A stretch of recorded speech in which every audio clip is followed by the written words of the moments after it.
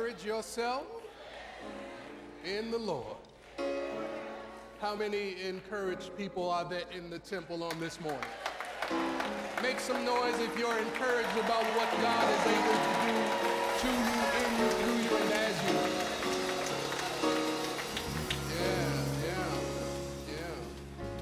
Yeah, no, don't wait for somebody else to come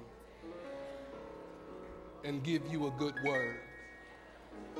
Don't wait until you get to church. Don't wait until you get to class. Don't wait until the person picks up the phone. Don't wait for the tweet or the Facebook post. Encourage yourself every minute of every moment when you find yourself wavering. You've got to know how to encourage yourself. You do know that there is plenty of information telling you about what you can't do. But you got to be willing to tell yourself everything you need to know about what you can do. You've got to be willing to encourage yourself. Let's hear it again for the Temple Ensemble.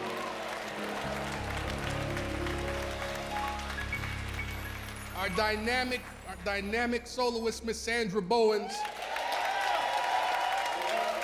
Yeah, she made that thing happen this morning. Our temple musicians.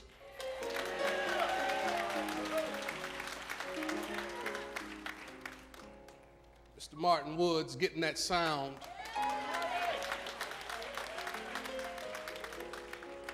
Monte isn't with us today, but we've got my brother on the piano today. What's your name again, brother? Marcus, that's right. Let's hear it.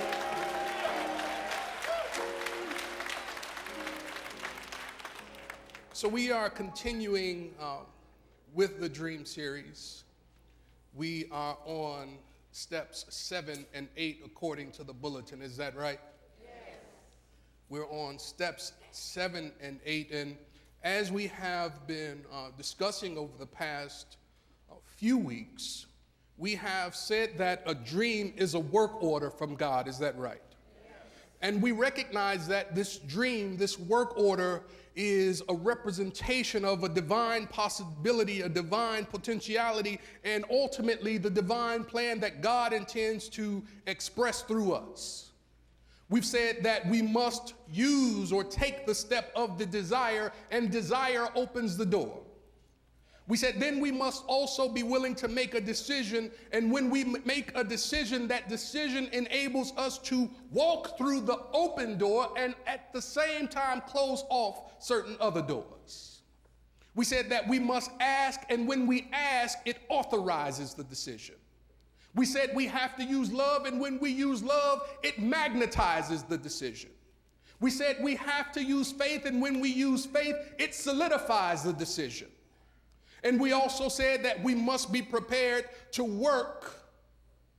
And when we work, we use the principle to bring about the divine possibilities, the divine potentialities. Today, we look at two of the more powerful aspects and powers that God has given us to enable us to be creative. Say creative. Creative beings. God has given you and I the power of thought and the power of the spoken word. One of my colleagues recounted this story about Martin Luther King, and he said more than 50 years ago, Martin Luther King gave what came to be known by historians as one of the most powerful speeches in the past 20th century. The speech is commonly referred to by the refrain, "I have a dream." But it is fascinating to me to learn that "I have a dream" was not a part of Dr. King's original prepared remarks. None of the powerful closing remarks about every valley being exalted and every mountain being made low were included in the prepared speech. None of the remarks about letting freedom ring were a part of the speech. There was no mention in his prepared remarks about the sons of former slaves and the sons of former slave holders sitting down at the table of brotherhood.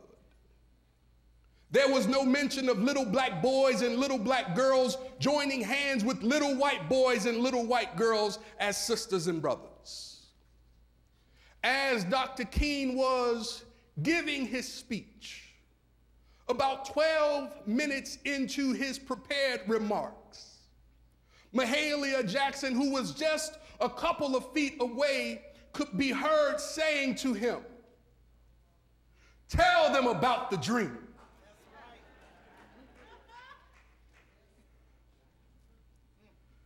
Doc slowed down just a little bit, and she probably saw him being a little reticent, and she said it one more time.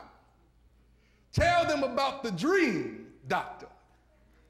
And it was at that point where Dr. King dropped his prepared notes and began to tell the world about a dream that would not only change how we were moving, but it would change how we saw one another. There is so much power in the dream.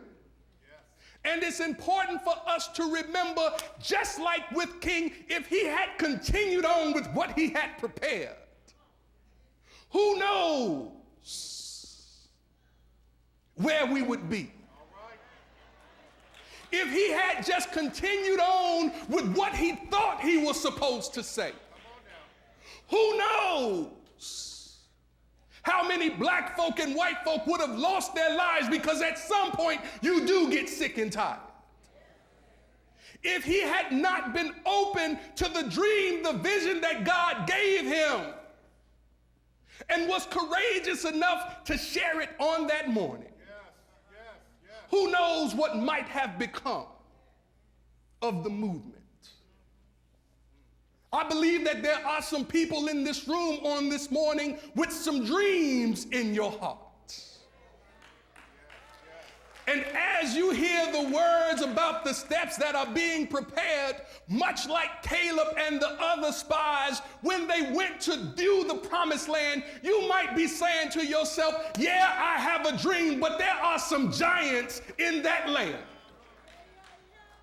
And what I want to say to you today is, trust not just the dream, but the dream giver. God would not give you a dream if you didn't have everything that you needed to bring that thing into fruition. But you have to use your power to manifest that which is not yet manifested, and to bring it into expression.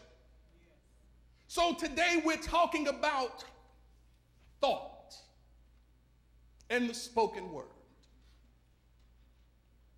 I want you to make sure that you have your pen and paper ready, because this is not the celebratory lesson.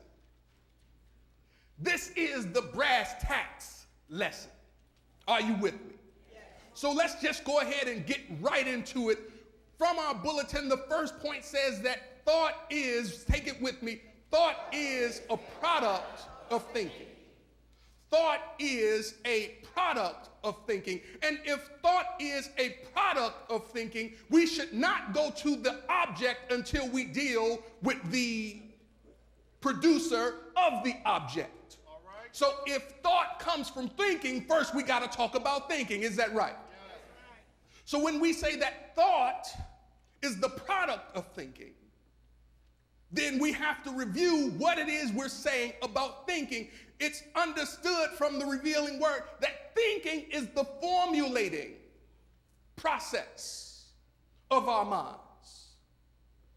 All thought is formative, but not all thought is creative. What am I saying? I'm saying that everything that you think is preparing to give form to substance, but not everything that you think is creative in the sense that it helps build upon substance. There are some things that we think that we have no business thinking. There are some things that we are calling forth out of substance that we don't really want. So when we are talking about thinking as the formulating process of mind, we can never afford to be lazy or indiscriminate in how we allow images to occupy space in our minds. There are some thoughts that are just below you. Now, that might used to be a you that could get down with those thoughts. But that was the you that existed outside of this dream. When God gives you a dream, in order to make the dream manifest, you do realize that you have to be willing to raise up to the level of the manifestation of the dream. In other words, you can't stay on a low level and produce a high ideal. You can only produce what is within you. You cannot produce that which is not within you. Let me say it this way. I can speak a little Arabic, but I can't make an Arab baby.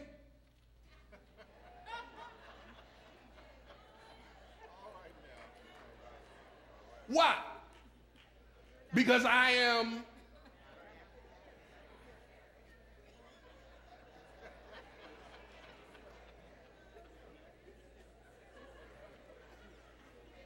Do I need to say it all the way for some folks? Some folks like, where you going with it?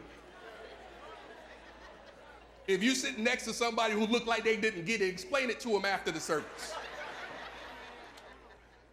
Thought is the product of thinking.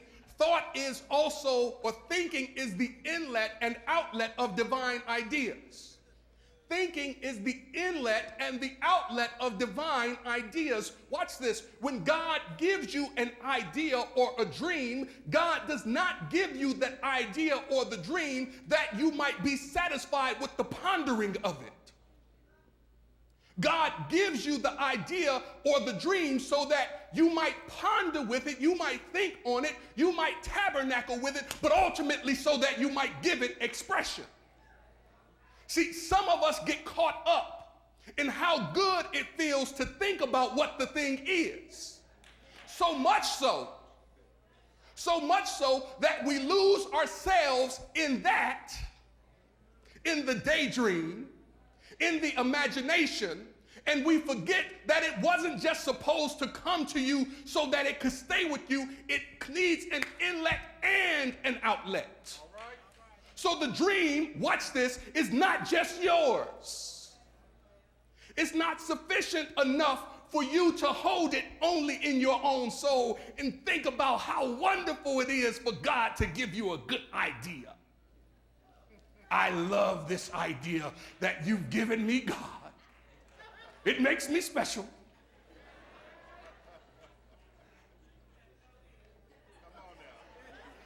But in the words of James Brown when he was talking to Richard Pryor,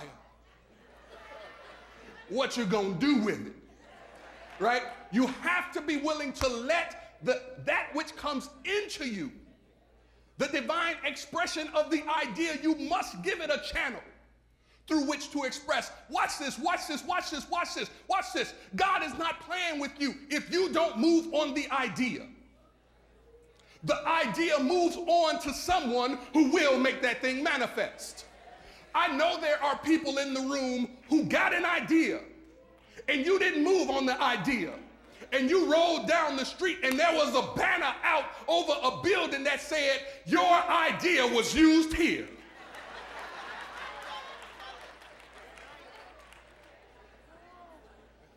Because the divine energy seeks expression. God does not need you, watch this, God does not need you if you're not going to express your divine potential. God didn't call you forth out of the infinite so that you could be somebody else.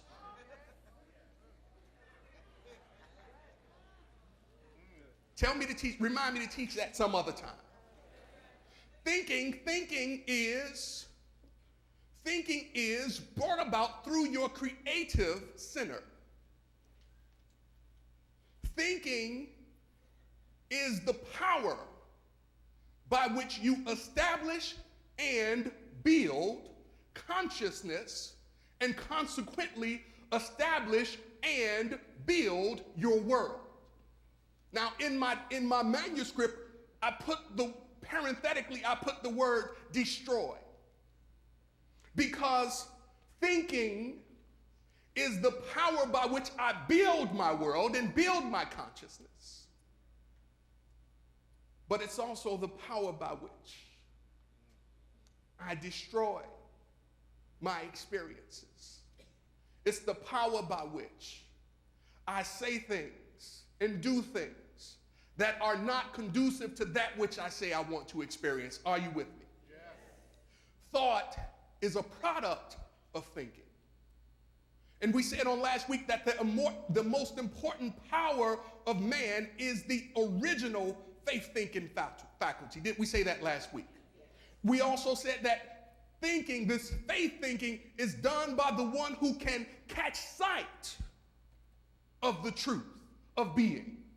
See, as a thinker, you have to always use as your North Star the truth about you.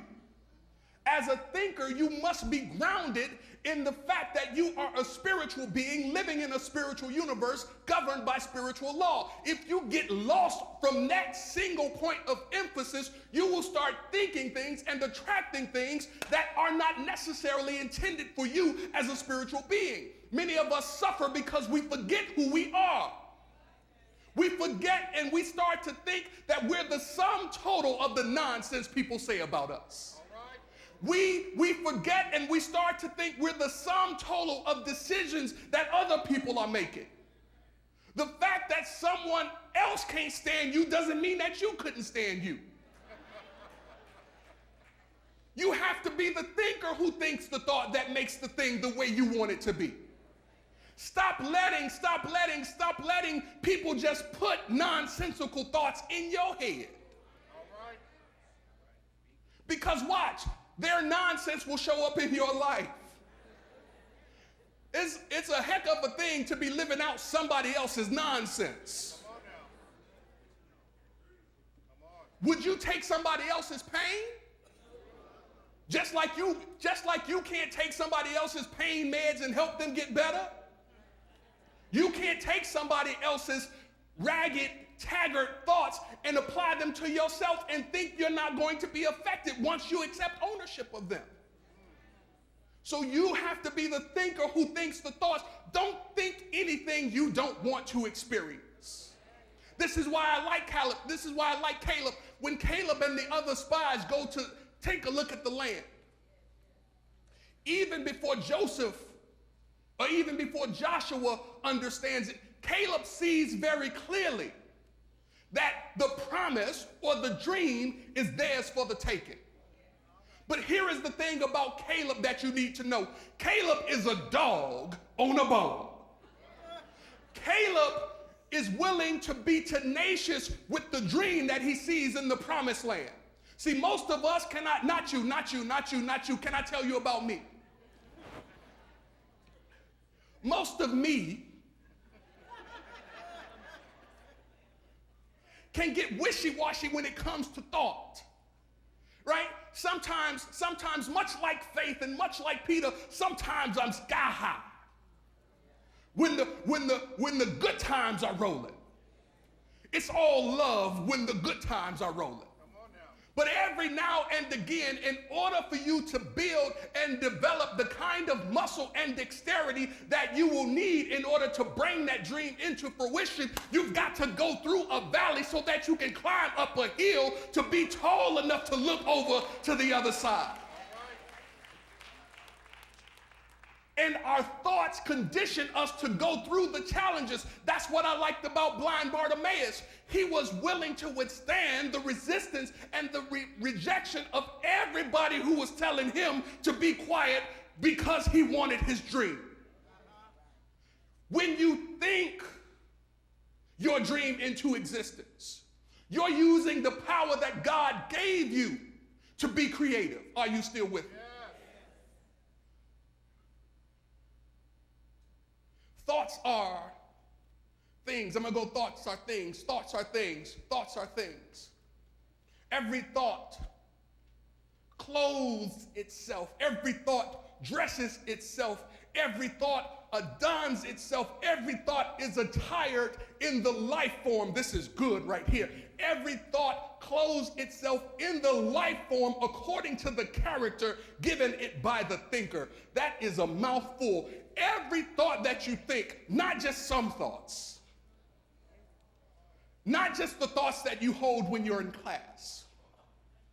Every thought puts on the character of your thinking.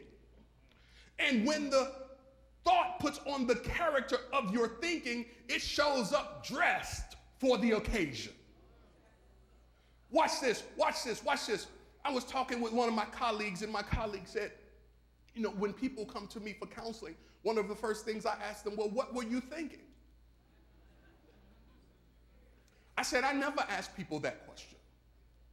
Because when they show up and say whatever the thing is, I already know what they were thinking.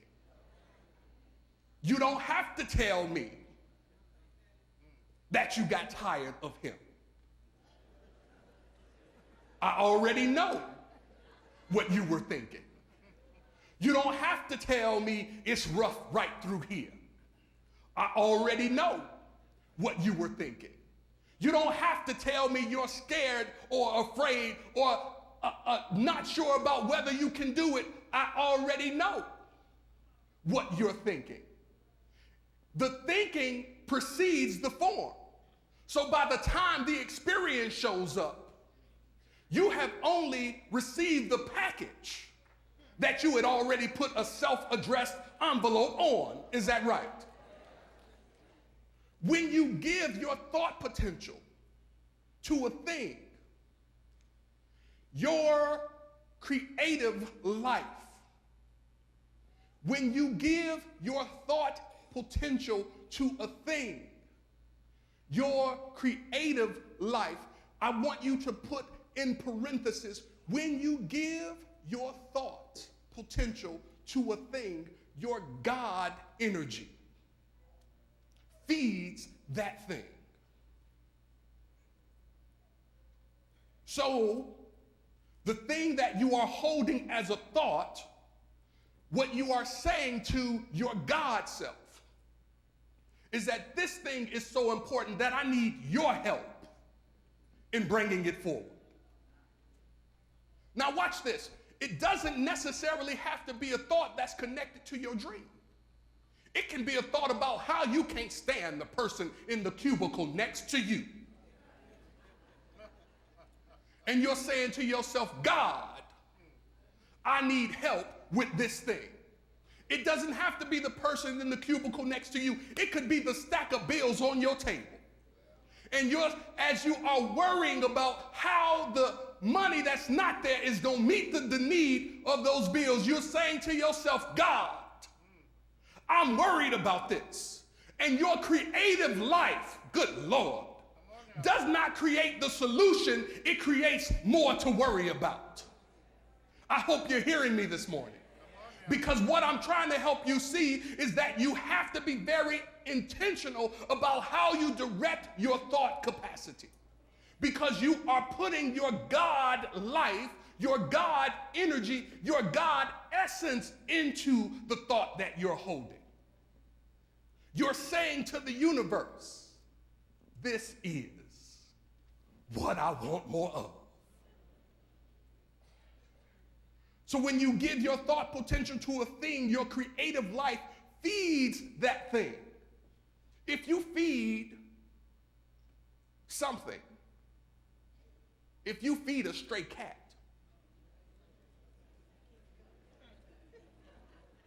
it'll come back. If you feed a guest at your house,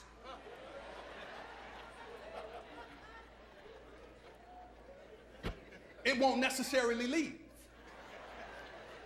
If you feed a pigeon, not just one pigeon will come the next day, but there will be a swarm or a horde or a school or a flock of pigeons to come and feed on the energy and the intention that you are spreading out. How much more then is your feeding of a thought with your God life saying to that particular thing, this is what I want more of. Let me keep moving. Let me keep moving. Because when your thought makes the connection, that thought and the quality of it comes back to your world. This is why we cannot afford to attain or to entertain every thought that comes to us. Here is what you do, here is what you do, here is what you do. When your thoughts start to wander into undesired territory, as you are working with your dream, and when your thoughts start to confront the giants. I don't have enough education. When your thoughts start to confront the giants, there's a glass ceiling. When your thoughts start to confront the giants, I'm too black. When your thoughts start to confront the giants, it's not the right time. When your thoughts start to confront the giants, I don't have enough startup money. When your thoughts start to confront the giants, I owe too much in student loans. When your thoughts start to confront the giants, I'm too young. When your thoughts start to confront the giants, you've got to be willing to go back into the steps that you have been working on and shine the light from the steps on those thoughts. How do you do it? If it's a thought that you're unworthy, then what you need is some love shining in that dark place. You've got to let the love shine on the giant that says, this is not your promised land. Are you with me? Yeah. Let's keep going, let's keep going, let's keep going, let's keep going. Our last bulletin point says that thoughts held in mind, take it with me, thoughts held in mind produce after their own kind. Thoughts held in mind produce after their own kind. But there's something about thinking and thought. Sometimes thinking and thought can be really, really reckless. So thoughts can be controlled by our right use of affirmations and denials. So what am I saying? I'm saying that when a particular thought comes into your mind, if it is one that supports the fulfillment of your dream, accept that. If a thought comes that does not support the fulfillment of your dream, reject that. Some of us get into the habit of trying to be too friendly with stuff we shouldn't be friendly with. We say yes to things we should say no to, and no to things we should say yes to. Paul said it this way: there are some things that I do that I just ought not do. And there are some things that I don't do that I should do. But when it comes to your dream, you have to be discriminate. You have to be like Caleb with the dog on a bone and hold tenaciously to the thoughts and the energy and the feeling that will bring your dream into manifestation. If your dream is important, you can't play with it.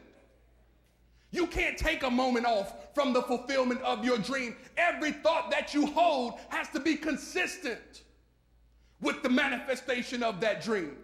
You get the idea, you get the thought that it's not possible. You tell yourself that's a doggone cotton-picking lie. It is possible. Find yourself some examples of folks who did what you want to do.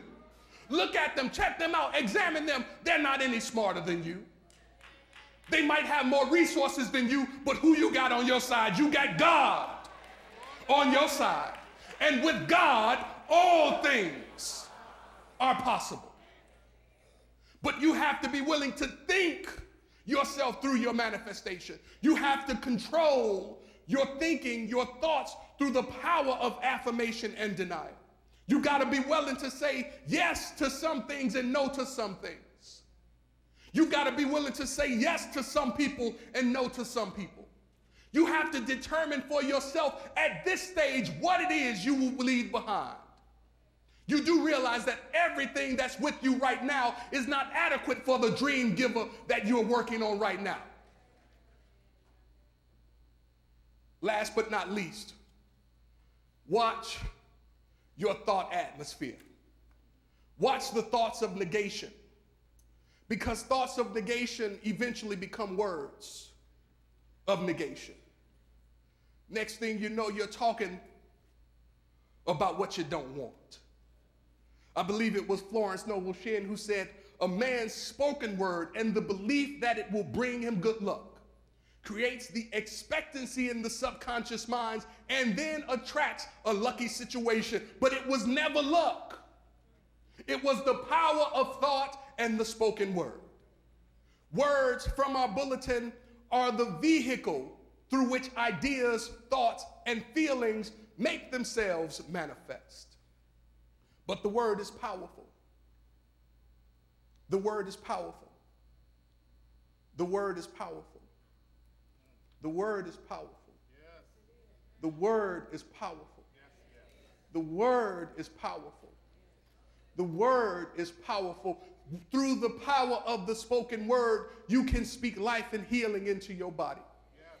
Through the power of the spoken word, you can speak life and healing into your relationships. Through the power of the spoken word, you can talk yourself into getting some money. Through the power of the spoken word, you can talk yourself into the right job. Through the power of the spoken word, you can talk yourself into the right relationship. Through the power of the spoken word, you can talk yourself into the fulfillment of your dream. But by the same token, through the power of your spoken word, you can talk the right person out of your wrong life. Through the power of the spoken word, you can talk a healthy body into decay. Through the power of your spoken word, you can talk good relationships into bad relationships. Through the power of your spoken word, you can change a successful situation and tear it down. Through the power of your spoken word, you can tell an eager kid that he can't be successful. Through the power of your spoken word, we make things manifest. We understand that it was through the spoken word that the Genesis story reveals how God created. God did not just think manifestation. According to the Genesis story, God also spoke a couple words. But watch this. It's not how many times you repeat the word. It's the conviction and the feeling behind the words you speak. Right. This is why it's important when you say certain things, it's important that you just say them with some conviction. Because it's the feeling that moves through the words as it's connected with the thought. And if we are correct when we say thought and feeling equals manifestation, when you think it at the right level and you feel it at the right level and you speak it at the right level, it's only a matter of time before that thing shows up in your life, world, and affairs. If you want your dreams to come true, you can't afford to play with the powerhouse that you are. Sometimes we play ourselves so cheap. Sometimes just because we don't know who we are or we're confused about the experience, we talk about stuff we shouldn't be talking about. They say,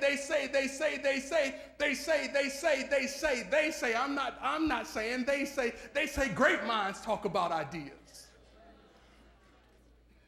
Average minds talk about events. And small minds talk about people. What are you talking about? Are you talking about what it takes to bring your dream into fruition? See, here is what I like about God and the creative process. God didn't waste any time when it came time to make things manifest. And if it's good enough for God, it's gotta be good enough for me. And so here is what I see God doing. God only takes a couple, 2, 3 words, maybe a little bit more, and then God says, let there be. And since I'm just guessing that God understands what God is able to do, when God speaks the word, God expects it to show up. I was meeting with a business leader the other day, and this cat walked into the meeting. He started the meeting by saying, I have to be careful what I say, because when I speak it, it shows up. I'm telling you, I like to took a $10 bill out of my pocket and put it in his hand and say, this is not a tithe, it's just an offering, because that's a lesson right there. He didn't go here. But he knows that when he speaks, the universe responds. So if you understand, like God, that when you say let there be, stuff's got to move, then you've got to start speaking so that your stuff can start moving. God said, let there be light. So in the creative process, what we see is that there is an aspect of your communication, of your speaking, that should be consistent with each step in the creative process. So when God says, let there be light, I'm suggesting that you want to speak in ways that demonstrate awareness and knowledge and light and illumination for your dream. Talk to your dream, baby. Talk to your dream, baby. Talk to your dream. Tell your dream about the light and the blessing that is going to be when it comes manifest. Even if your dream is a car, talk to the car even before you get the car. Tell the car about how cool y'all gonna be when you put the top back and drive down Lakeshore Drive in the summertime. Tell the car how you're gonna drive past all the fests and we gonna be flicking, y'all. We gonna be flicking. Tell the car, you got to talk to your dream. So we see God talking through light, but then we see God speaking through faith. First there is light, and then there is faith. So when you are speaking your dream into manifestation, you got to speak words that identify to the universe that you've got the faith in what you're saying. Don't speak this mealy-mouthed, mushy, scary cat talk. Talk like you got some sense and you understand the principle. Just like when the teacher calls you little Albert, what is 2 + 2? If little Albert knows himself, he stands up and says, teacher, 2 and 2 always equals 4. When you talk about your dream, you got to talk about it in a way that represents the imagination. See your dream and talk about how vivid it's going to be. I'm always in this chapel telling people about how blessed they're going to be when they show up. I go from row to row and I let them know, listen, your life is going to be transformed whenever you show up. Whenever you get it in your soul that this is the place for you, you're going to come get what you need and your life is going to get better. They haven't showed up yet, but I'm talking to them. I see them coming through the doors to get what they need so that their lives can be better. And I stand right here or I sit right there and I'll go up there and I let them know, come get what you got. We got it for you. We want you to have it. And if you wait too long, we'll bring it to you. But you got to come get what's yours. My imagination won't let me be limited by what's showing up. I'm talking to my dream. I demand that my dream show up.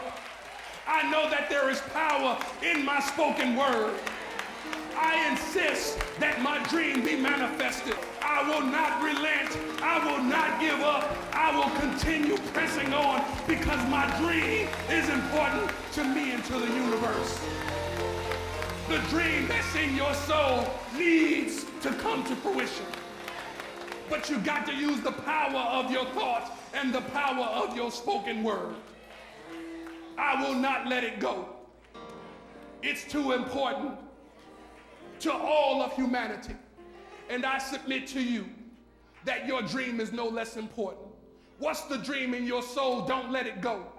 What's the dream for your family? Don't let it go. What's the dream for your children? Don't let it go. What's the dream for your business? Don't let it go. What's the dream for your job? Don't let it go. What's your dream for your church? Don't let it go. Dreams do come true if you know what to do. And we know what to do. God bless you.